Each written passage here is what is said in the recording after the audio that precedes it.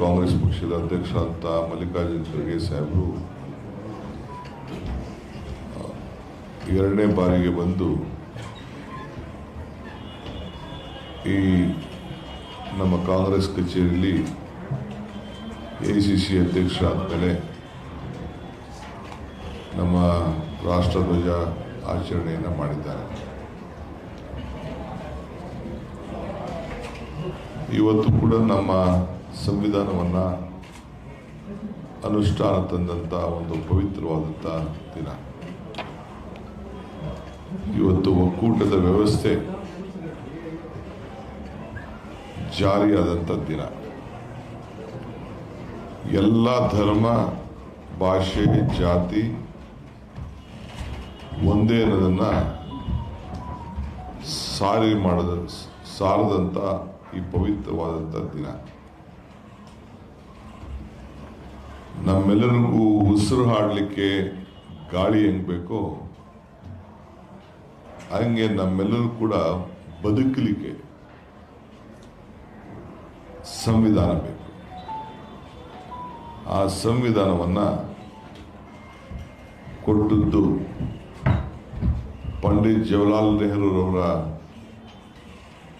ಪ್ರಧಾನಮಂತ್ರಿಯ ನಾಯಕತ್ವದಲ್ಲಿ ಬಾಬಾ ಸಾಹೇಬ್ ಅಂಬೇಡ್ಕರ್ ಅವರು ಆ ಜವಾಬ್ದಾರಿಯನ್ನು ಕೊಟ್ಟು ಈ ದೇಶಕ್ಕೆ ಸಂವಿಧಾನವನ್ನು ಕೊಟ್ಟಂಥ ಪವಿತ್ರವಾದಂಥ ದಿನ. ನಾವೆಲ್ಲ ಆ ಸಂವಿಧಾನವನ್ನು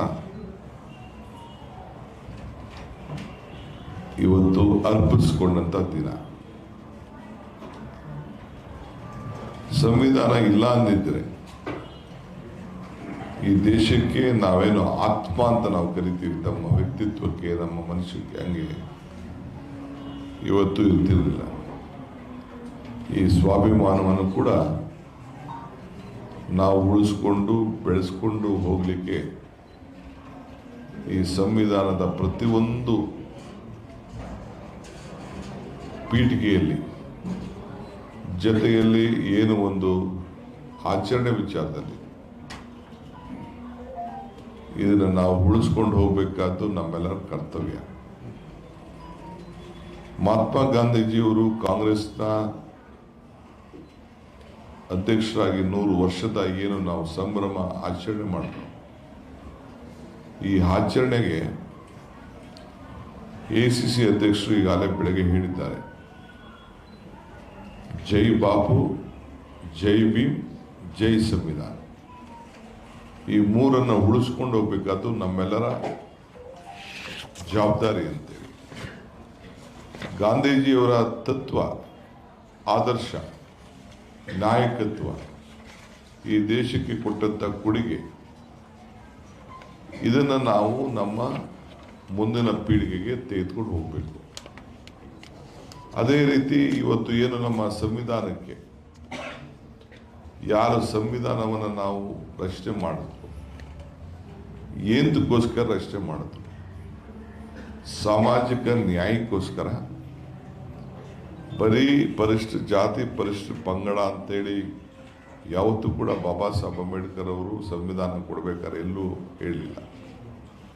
ಸಾಮಾಜಿಕವಾದಂಥ ನ್ಯಾಯವನ್ನು ಕೊಡಬೇಕು, ಎಲ್ಲರೂ ಕೂಡ ಸಮಾನತೆಯ ಧೋರಣೆಯನ್ನು ತೋರಿಸಬೇಕು ಅನ್ನೋ ದೃಷ್ಟಿಯಿಂದ ಅವರು ನಮಗೆ ಈಗೇನು ಅವರ ಚರ್ಚೆ ನಡೆಸಿದಂಥ ನಮ್ಮ ಕಾನ್ಸ್ಟಿಟ್ಯೂಷನ್ ಅಸೆಂಬ್ಲಿಯಲ್ಲಿ ಮಾತಾಡಿದಂಥ ಕೊನೆಯ ದಿನದ ಭಾಷಣಗಳು ಇವೆಲ್ಲ ಕೂಡ ಯಾಕೆ ಈ ಸಂವಿಧಾನ ಈ ದೇಶಕ್ಕೆ ಅವಶ್ಯಕತೆ ಇತ್ತು ಅನ್ನೋದನ್ನು ಅವರು ಎತ್ತಿ ತೋರಿಸಿದ್ದಾರೆ.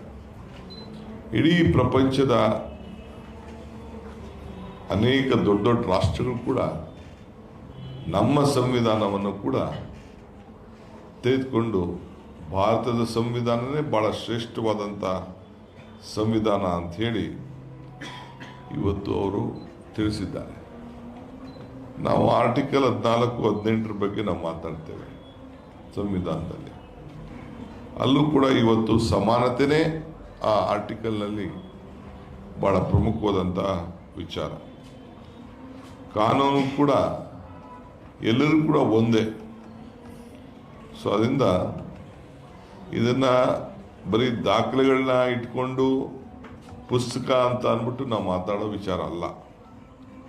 ನಮ್ಮ ಬದುಕಿನಲ್ಲೇ ನಾವು ಸಾಧನೆಯನ್ನು ಮಾಡಿಕೊಳ್ಳಿಕ್ಕೆ ಪ್ರತಿಯೊಬ್ಬ ವ್ಯಕ್ತಿಗೂ ಕೂಡ ತನ್ನ ಗೌರವ, ಸಮಾಜದ ಗೌರವ, ದೇಶದ ಗೌರವ ಯಾವ ರೀತಿ ನಾವು ಕಾಪಾಡ್ಕೊಂಡು ಹೋಗಬೇಕು ಅನ್ನೋದು ಕೂಡ ಇವತ್ತು ಅಂಬೇಡ್ಕರ್ ಅವರು ಪ್ರತಿ ಹಂತದಲ್ಲೂ ಕೂಡ ಅವರಿಗೆ ತಿಳಿಸಿದ್ದಾರೆ.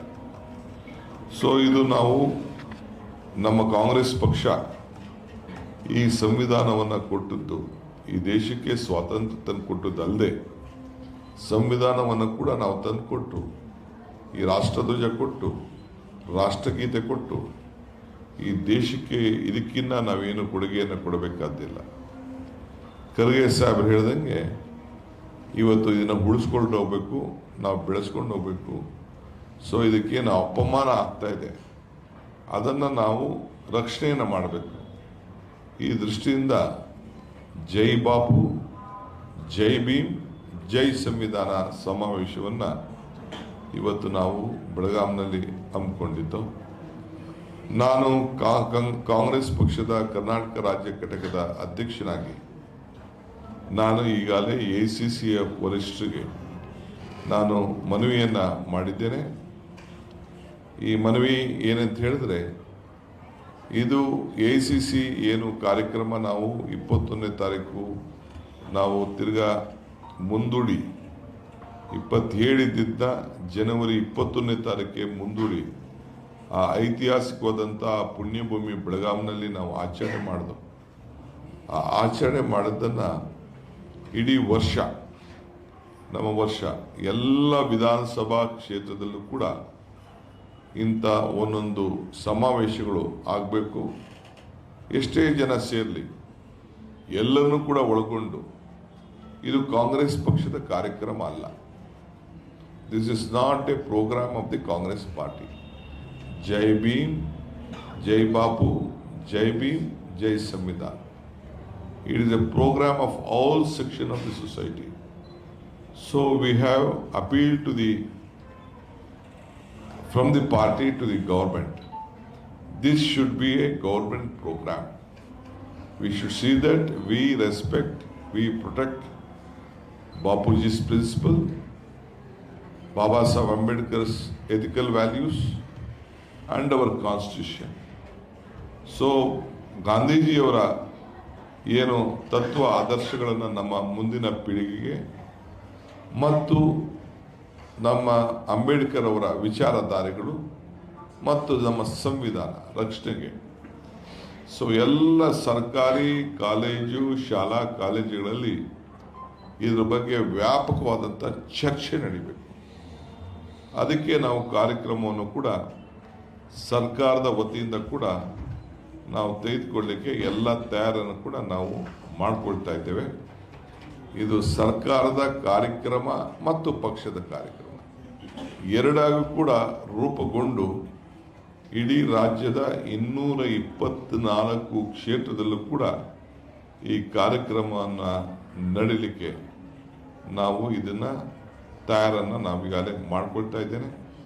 ಸೊ ಆದ್ದರಿಂದ ಸದ್ಯದಲ್ಲೇ ನಾವು ಸರ್ಕಾರದ ಮಟ್ಟದಲ್ಲಿ ಇದರ ಬಗ್ಗೆ ದೊಡ್ಡ ಚರ್ಚೆಯನ್ನು ಕೂಡ ಆಂತರಿಕವಾಗಿ ಚರ್ಚೆಯನ್ನು ಮಾಡಿ ದಿನಾಂಕಗಳನ್ನು ಒಂದು ವರ್ಷ ಇಡೀ ಘೋಷಣೆಯನ್ನು ಮಾಡಿ ಎಲ್ಲ ಕಡೆನೂ ನಮ್ಮ ಮಂತ್ರಿಗಳು, ನಮ್ಮ ಪಕ್ಷದ ಶಾಸಕರು ಮತ್ತು ಎಲ್ಲ ಪಕ್ಷದ ಶಾಸಕರು ಕೂಡ ಇದು ಯಾರ ವೈಯಕ್ತಿಕವಾದ ಒಂದು ಪಕ್ಷದ ಕಾರ್ಯಕ್ರಮ ಅಲ್ಲ ಅಂತ ನಾನು ಹೇಳಿದ್ದೇನೆ.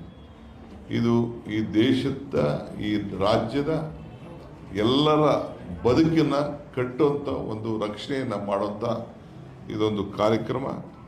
ಸೊ ಇದನ್ನು ಮೊದಲನೇ ಬಾರಿಗೆ ಈಗಾಗಲೇ ನಾವು ಈ ಒಂದು 100 ವರ್ಷದ ಇತಿಹಾಸ ಮಹಾತ್ಮ ಗಾಂಧೀಜಿಯವರು ಮತ್ತು ಈ ಸಂವಿಧಾನವನ್ನು ಅಳವಡಿಸಿಕೊಂಡು 75ನೇ ವರ್ಷ ಇದು.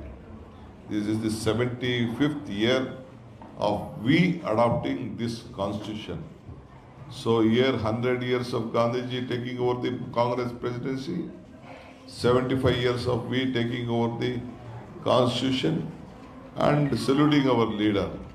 Tomorrow at Mao in Madhya Pradesh, a border of Maharashtra. It is there. There is a big rally from the Congress party which will be conducted. It is a national program. So our ACC president also will be visiting there. It is almost near Indore and Madhya Pradesh. It is the border. A program ಅಲ್ಲೂ ಕೂಡ ನಡೀತಾ ಇದೆ. So ಅದರಿಂದ ಮೊದಲು ನಾವೆಲ್ಲ ಕೂಡ ಈ ಸಂದರ್ಭದಲ್ಲಿ ಇದನ್ನು ಆಚರಣೆ ಮಾಡ್ಕೊಂಡು ಹೋಗುವಂಥ ಕೆಲಸವನ್ನು ನಾವು ಮಾಡಬೇಕು. ಇದಲ್ಲದೆ ಸರ್ಕಾರ ಈ ವರ್ಷ ಬಜೆಟ್ನಲ್ಲೂ ಕೂಡ ನಾವು ಇಂಥ ಕಾರ್ಯಕ್ರಮಕ್ಕೆ ಗಾಂಧೀಜಿಯವರ ತತ್ವ, ಈ ಜೈ ಭೀಮ್, ಜೈ ಬಾಪು, ಜೈ ಭೀಮ್, ಜೈ ಸಂವಿಧಾನ ಕಾರ್ಯಕ್ರಮ ಸರ್ಕಾರದ ಕಾರ್ಯಕ್ರಮ ಅಂದ್ಕೊಂಡು ನಾವೆಲ್ಲ ಸೇರಿ ಕೆಲಸ ಮಾಡುವಂಥ ವ್ಯವಸ್ಥೆಗೆ ನಾವೆಲ್ಲ ಕಾರ್ಯಕರ್ತರು ಸಜ್ಜಾಗ್ತಾ ಇದ್ದೀವಿ. ಸೊ ಮತ್ತೊಮ್ಮೆ ಈ ಸಂದರ್ಭದಲ್ಲಿ ಈ ದೇಶಕ್ಕೆ, ಈ ಸ್ವಾತಂತ್ರ್ಯಕ್ಕೆ, ಗಣರಾಜ್ಯೋತ್ಸವಕ್ಕೆ ಮತ್ತು ನಮ್ಮ ಸಂವಿಧಾನ ರಕ್ಷಣೆಗೆ ದುಡಿದಂಥ ಎಲ್ಲ ನಾಯಕರಿಗೆ ನಾನು ನಮನವನ್ನು ಸಲ್ಲಿಸಿ, ನಮ್ಮ ಕರ್ನಾಟಕ ರಾಜ್ಯ ಕೂಡ ಒಂದು ಇತಿಹಾಸವುಳ್ಳಂಥ ರಾಜ್ಯ, ಈ ದೇಶದಲ್ಲಿ ಭಾಳ ಪವಿತ್ರವಾದಂಥ ಭೂಮಿ. ಎಲ್ಲ ರಾಷ್ಟ್ರೀಯ ನಾಯಕರುಗಳು ಕೂಡ ನಮ್ಮ ಮಾದರಿಯಾದಂಥ ಯಾವುದೇ ಕಾರ್ಯಕ್ರಮವನ್ನು ನಾವು ಕೊಟ್ಟರೆ ಇಡೀ ದೇಶ ಆ ಕಾರ್ಯಕ್ರಮವನ್ನು ಕೂಡ ಗಮನಿಸ್ತಾ ಇರ್ತದೆ. ಆ ನಿಟ್ಟಿನಲ್ಲಿ ಪ್ರಜಾಪ್ರಭುತ್ವ, ಗಣರಾಜ್ಯ ಮತ್ತು ಸಂವಿಧಾನ ತರಲು ನಾವೇನು ಲಕ್ಷಾಂತರ ಜನ ಜೀವವನ್ನು ಕಳ್ಕೊಂಡಿದ್ದಾರೆ ಅವ್ರಿಗೆಲ್ಲರೂ ಕೂಡ ನಾವು ನಮನವನ್ನು, ಶ್ರದ್ಧಾಂಜಲಿಯನ್ನು ಅರ್ಪಿಸುವಂಥ ಕೆಲಸ ಕೂಡ ನಾವು ಮಾಡ್ತೇವೆ. ಭಾಳ ಜನ ಲಾಠಿ ಏಟು, ಬುಟ್ನೇಟು ಎಲ್ಲ ಕೂಡ ಪ್ರಾಣ ತ್ಯಾಗ ಎಲ್ಲ ಕೂಡ ಮಾಡಿದ್ದಾರೆ. ಅವರೆಲ್ಲರೂ ಕೂಡ ನಾವು ನಮನವನ್ನು ಸಲ್ಲಿಸುವಂಥ ಕಾರ್ಯಕ್ರಮ ಕೂಡ ಇವತ್ತು ನಮ್ಮ ಪಕ್ಷ ಮತ್ತು ಸರ್ಕಾರ ಮಾಡ್ತದೆ. ಹೆಚ್ಚಿನ ಅನುದಾನಕ್ಕಾಗಿ ನಿರ್ಮಲಾ ಸೀತಾರಾಮನ್ ಅವರಿಗೆ ಲೆಟರ್ ಬರೆದಿದ್ದೀರಾ, ಬೆಂಗಳೂರಿಗೆ ವಿಶೇಷವಾದ ಪ್ಯಾಕೇಜ್ಗಳನ್ನು ಕೇಳಿದ್ದೀರಾ, ಎಲ್ಲ ಅದನ್ನು ಕಿವಿಗೆ ಹಾಕೋತಾರೆ ಸರ್ ಅವರು. ನೋಡಿಯಪ್ಪ, ನಮ್ಮ ಡ್ಯೂಟಿ ಈ ದೇಶದಲ್ಲಿ ಸೆಕೆಂಡ್ ಹೈಯೆಸ್ಟ್ ಟ್ಯಾಕ್ಸ್ ಕಲೆಕ್ಷನ್ ಆಗ್ತಾ ಇದೆ. ನಾನು ಆಗಾಗ ಒಂದು ಮಾತು ಹೇಳ್ತೀನಿ, India is seen through Bangalore in the global market ಅಂತ. Global world, India, Bharat, Bengaluru ಮುಖಾಂತರ ಭಾರತ, ದೆಹಲಿ ಮುಖಾಂತರ ಭಾರತ ನೋಡ್ತಾ ಇಲ್ಲ. No one is looking India through Delhi. All of them are looking through Bangalore. That is the situation from the last 20 years. So global wide, Bangalore is seen as an international city. It is giving the highest tax revenue. 41% of the revenue of the country export is being from Bangalore. So it is my bound duty, though Bangalore is not a planned city, was earlier like Delhi. But since we thought that it is a very important city, so for the benefit of Bangalore and the country, all fortune countries, recently you all have seen our American ambassador visited Bangalore to open his visa, our consulate also here. 3 days back again, our Paris, France, because he also represented me on 2019. Next year they are going to open their office. Though they feel that Bangalore is a very important destination.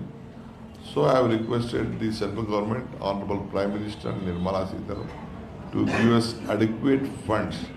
You don't only look at Bihar and Andhra Pradesh. You also have an eye because you represent here. You are our MP, so you are the country leader. You please see that you give a soft corner for your Karnataka.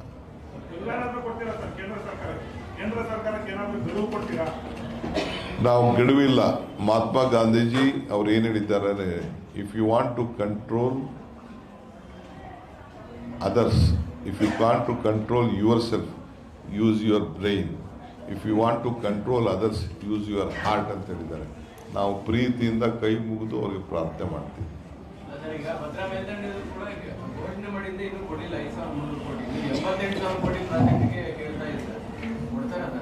ನೋಡಪ್ಪ, ನಂಬಿಕೆ ಇದೆ ನಮಗೆ. ಈ ರಾಜ್ಯಕ್ಕೆ ಮೋಸ ಮಾಡೋದಿಲ್ಲ.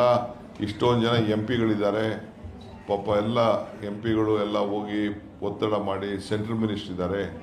ಈಗ ದೇವೇಗೌಡರು ಕುಮಾರಸ್ವಾಮಿ ಅವರು ಹೇಳಿದರು, ಒಂದೇ ದಿನದಲ್ಲಿ ಮೇಕೆದಾಟಿಗೆ ನಾನು ಪರ್ಮಿಷನ್ ಕೊಡಿಸ್ತೀನಿ ಅಂತ ಹೇಳಿದರು. ಸೈನ್ ಹಾಕ್ಸ್ತೀನಿ, ಕೈ ಹಿಡಿದು ಸೈನ್ ಹಾಕ್ಸ್ತೀನಿ ಅಂತ ಹೇಳಿದ್ರು. ಆ ಕ್ಷಣಗಳನ್ನೇ ಕಾಯ್ತಾ ಇದ್ದೀನಿ. ಈಗ ಪ್ರಹ್ಲಾದ್ ಜೋಶಿ ಅವರಿದ್ದಾರೆ, ಅಲ್ಲಿ ಜಗದೀಶ್ ಶೆಟ್ಟರ್ ಇದ್ದಾರೆ, ಇಬ್ಬರು ಅಲ್ಲಿ ಎಂ ಪಿಗಳಾಗಿದ್ದಾರೆ. ಅಲ್ಲಿ ಕಳಸಾ ಬಂಡೂರಿ ವಿಚಾರ ಇನ್ನು ನಮಗೆ ಇವತ್ತು ನಾಳೆ ಅಂತ ಫಾರೆಸ್ಟ್ ಕ್ಲಿಯರೆನ್ಸು ಕೊಡಬೇಕಾಗಿದೆ. ಹೋಗಿ ಭೇಟಿ ಮಾಡಿದ್ದೀನಿ, ಅದು ಕೂಡ ಕಾಯ್ಕೊಂಡು ಕೂತಿದ್ದೀವಿ. ಸೊ ಏನು ಎಲ್ಲ ಎಂ ಪಿಸ್ಗೂ ನಾವು ಇದನ್ನೆಲ್ಲ ಬರೆದಿದ್ದೇವೆ, ಮುಖ್ಯಮಂತ್ರಿಗಳು ಕೂಡ ಬರೆದಿದ್ದಾರೆ. ಸೊ ನಾವು ಕೂಡ ಎಲ್ಲರೂ ಕೂಡ ರಿಕ್ವೆಸ್ಟ್ ಮಾಡ್ಕೊಳ್ತಾ ಇದ್ದೀನಿ. ಈಗ ನಾನು ಸೆಷನ್ ನಡುವೆ ಕೂಡ ಹೋಗಿ ಬರ್ತೀನಿ. ಸೊ ನನ್ನ ಡ್ಯೂಟಿ ನಾನು ಮಾಡ್ತೀನಿ, ಫಲ ಭಗವಂತ ಬಿಟ್ಟಿದ್ದು. ನಮ್ಮ ತೆರಿಗೆ ನಮ್ಮ ಹಕ್ಕು ಮತ್ತೆ ಹೋರಾಟ ಶುರು ಮಾಡೋದಕ್ಕೆ ತೀರ್ಮಾನ ಮಾಡಿದ್ರು. ಏನು ಹೇಳಿ? ನಮ್ಮ ತೆರಿಗೆ ನಮ್ಮ ಹಕ್ಕು ಅಂತ. ರಾಜ್ಯ ತೆರಿಗೆ ಇದು, ನನ್ನ ತೆರಿಗೆ ಅಲ್ಲ. ನಮ್ಮ ಹಕ್ಕು ನಮ್ಮ ತೆರಿಗೆ ನಮ್ಮ ಹಕ್ಕು. ರೂಪಿಸ್ತೀವಿ, ಅದನ್ನ ಹೇಳ್ತೀನಿ ನಾನು. ಸರ್, ಎಐಸಿಸಿ ಅಧ್ಯಕ್ಷರಿಗೆ ಸರ್ ಅರ್ಧ ಗಂಟೆ ಹೆಚ್ಚು ಕಾಲ ಎಐಸಿಸಿ ಅಧ್ಯಕ್ಷರು ಕೂತಿದ್ರು ನಿಮ್ಮ ಜೊತೆಗೆ. ಏನಾದರೂ ಸೂಚನೆ ಕೊಟ್ಟರಾ? ಅವ್ರು ಕಟ್ಟಿದ್ದ ಆಫೀಸ್ ಇದು, ಕೆಳಗಡೆ ಕೃಷ್ಣರ ಕಾಲದಲ್ಲಿ ಕಟ್ಟಿದ್ದು ಇದು. ಅವ್ರು ಕಟ್ಟಿದ್ರು. ಅವರು ಸಂತೋಷವಾಗಿ ನೆಮ್ಮದಿಯಾಗಿ 2 ನಿಮಿಷ ಕಾಫಿನೂ ಕುಡಿಬಾರ್ದು. ಅವರು ಪಕ್ಕದಕ್ಕೇನೋ ನಾನು ಸುಣ್ಣಾವಣೆ ಹೊಡಿಸಿದ್ದೀನಿ. ಬರೀ ಮೇಲ್ಗಡೆ ಒಂದು ಮುಖವಾಡ ಚೇಂಜ್ ಮಾಡಿದ್ದೀನಿ ಅಷ್ಟೇ ಆಫೀಸ್ಗೆ. ಮಿಕ್ಕಿದೆಲ್ಲ ಅವ್ರು ಮಾಡಿದ್ದೆ. ಸಂಘಟನೆ ಬಗ್ಗೆ ಏನಾದರೂ ಮಾರ್ಗದರ್ಶನ ಮಾಡಿದ್ರಾ? ಸಂಘಟನೆ ಬಗ್ಗೆ ಏನಾದ್ರು ಮಾರ್ಗದರ್ಶನ ಮಾಡಿದ್ರಾ?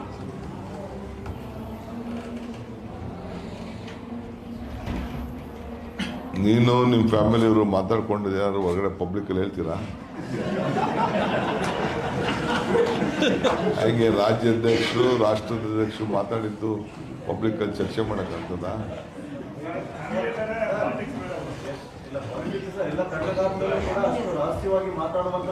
ನಮ್ದು ಕುಟುಂಬ ರೀ.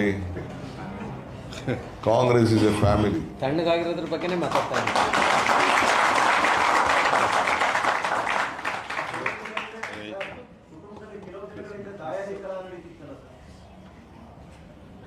ನಥಿಂಗ್. ಚೀಫ್ ಮಿನಿಸ್ಟರ್ ಅಲ್ಲೇ ಹೇಳಿದ್ದಾರೆ, ತೆರೆ ಮರೆ ಎಲ್ಲ ಕಂಪ್ಲೀಟ್ ಸ್ಕ್ರೀನ್ ಎಲ್ಲ ಎಳೆದು ಓಪನ್ ಮಾಡಿ ನಿಮ್ಮ ಮುಂದೆ ಇಟ್ಬಿಟ್ಟಿದ್ದಾರೆ. ಅಲ್ಲಿ ವಾಣಿ ವಿಲಾಸ್ ಸಾಗರದಲ್ಲೇ ಹೇಳಿದ್ದಾರೆ. Okay, thank you, all the best, good luck, ನಮಸ್ಕಾರ.